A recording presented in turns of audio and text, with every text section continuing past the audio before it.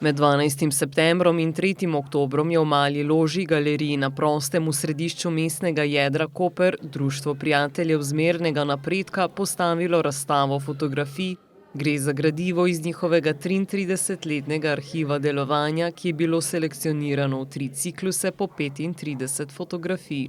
Vsak ciklus pa je bil posvečen izbranemu članu, članici in podporniku njihovega društva, in sicer pokojnim Tomažu Mezeku, Teodori Sulič ter Luki Deniču. V nadaljevanju nam Iztok Krkoč zaupa, da je ta razstava le začetek velike zgodbe, ki jo pripravljajo.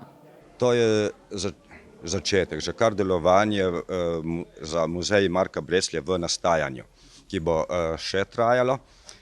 Tako da, za to razstavo smo dobili ponudbo tako in kot z občine. Ne točno za to, ampak termin.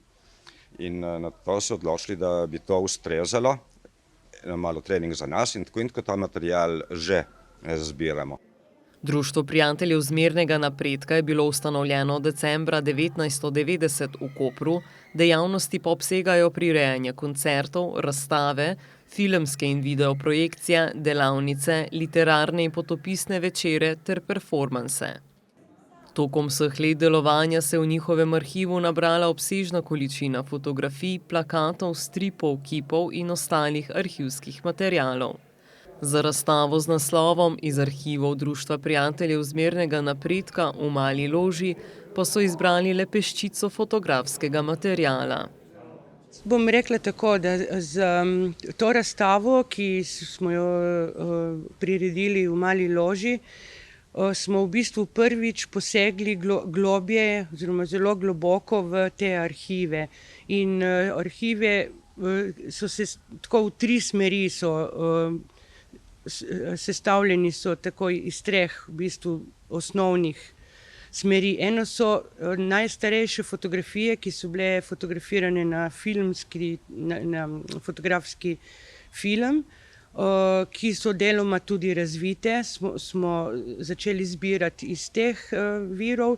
Drugo so CD-ji, se pravi v letih, ko še niso obstajali trdi diski, sem jaz arhivirala naše fotografije na CD-je in tukaj je nastopil Gaj Kramar, ki je kot naš sodelavec prevzel to delo, da sedaj je že to naredil in tudi še naprej bo. Iz CD-je presnemaval. Tretji vir, iz katerega smo zajemali zdaj te fotografije, pa so pač arhivirani originali, digitalnih fotografij, ki jih je večinoma delal Marko.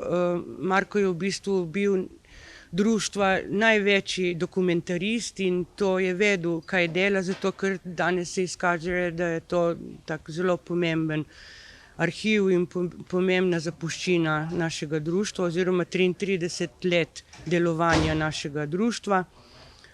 Tako da iz teh 3 virov smo zbrali in smo v bistvu začeli pregledovati, kar je prvi korak, in popisovati prvi korak k enemu temeljitejšemu arhiviranju naše zgodovine. Poleg arhiviranja pa se člani društva že nekaj let spopadajo z večjim izzivom, pomanjkanjem ustreznih prostorov za nemoteno delovanje. Ja, je težka naloga predvsem zato, ker arhivi niso urejeni. In izziv bolj, tako bi rekla, usmerjen v izbiranju fotografij, izziv je bolj, bi rekla, borba za to, da bi naše društvo prijateljev zmernega napredka lahko prišlo do enih prostorov, do ene lokacije, zato ker mi po letu 2015, ko smo bili na silo v roku enega meseca vrženi dobesedno na cesto s strani prejšnjega župana, mi še danes, 8 let kasneje, prosimo občino za ene nadomestne prostore. Nadomestni prostori bi bili ena pisarna, v kateri bi lahko urejali in v bistvu delali naprej na arhiviranju. V bistvu prosimo občino Koper še danes za to in apeliramo, no, za to, da bi lahko dobili ene nadomestne prostore za to društvo, ki ima veliko zapuščino in ki je tudi veliko pustila, bi rekla, generacijam v Kopru, no.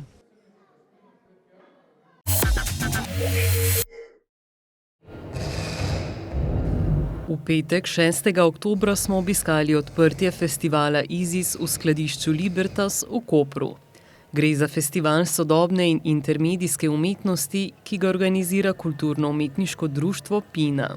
Trajal bo vse do 22. oktobra in nosi naslov Osnovni delci, za kar se posveča temi kvantne mehanike, kompleksnemu področju, ki spreminja naše razumevanje sveta. V bistvu, ko smo določili koncept Osnovni delci, smo se v bistvu spraševali o tem, kaj je tisti osnovni gradnik realnosti.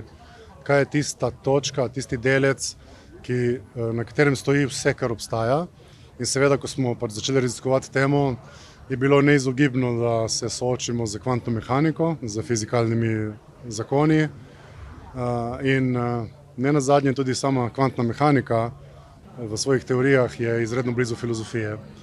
In teorije kvantne mehanike pravijo, da se sicer med sabo razlikujejo, vendar imajo eno skupno točko, da osnovni delci postanejo opazni oziroma vedni v trenutku, ko z njimi vzpostavimo odnos.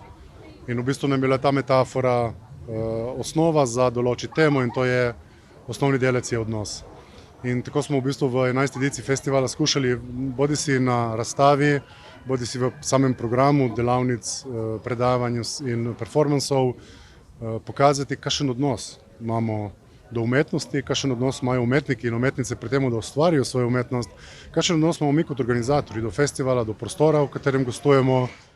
Naslov letošnjega festivala Osnovni delci nosi ime po prelomnem romanu Michela Houellebecqa. V romanu avtor zelo nazorno secira osamljenost sodobnega človeka, ki je brez osnovnega dela družbe, odnosa. A vsekakor gre za tematiko, ki dopušča lastne interpretacije in dojemanja. Kolektivno gledano se mi zdi, da je nekako zame osnovni delec posameznika, neka iskrica, ki jo goji v sebi, in potem v kolektivu, ko se vzpostavi interakcija, jo gradi naprej z ostalimi. Festival bo v svojem bogatem programu poleg razstave nudil vrsto predavanj, delavnic in pa tudi performansov. Za program skrbi Mauricio Valdes, ki v sodelovanju s kulturno-umetniškim društvom Pina že dalj časa deluje v Heka Labu kot kurator in zvočni raziskovalec. Well, my role was to put together three parts, three areas that we wanted to have in the activities along the festival. So we have 11 activities. Some of them are related to one project that we have, that is called AIR, that is sponsored by the program START, and on which we had three activities that have to be connected with this. One is Gregor Pirš from RTV Slovenia, who's going to present this radio program. I'm not going to talk much about the program because people are supposed to come and check it out, but let's say we divide them in different areas.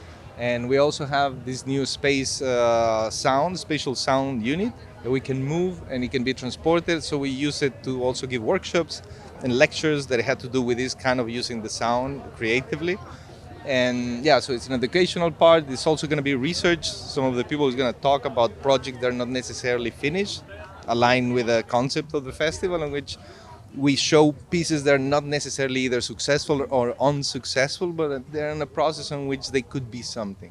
And they're going to try to give also a little bit of background to our audience so we can, not see things as unique and absolute and finished and polished, but that the creative process can be also a fail. Right?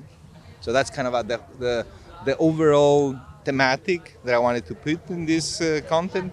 V nadaljevanju se tako lahko udeležimo vrste delavnic in predavanj ter 4 performansov, od katerih zadnji se bo odvil ob zaenkrat še neznanem času ter na posebni lokaciji v centralnem mestnem parku ob Semedelski promenadi v Kopru. Če vam denem ne meneš za ljub, njen, ki ljuba ne veljava, tako rekoč, ženjem nežno naj.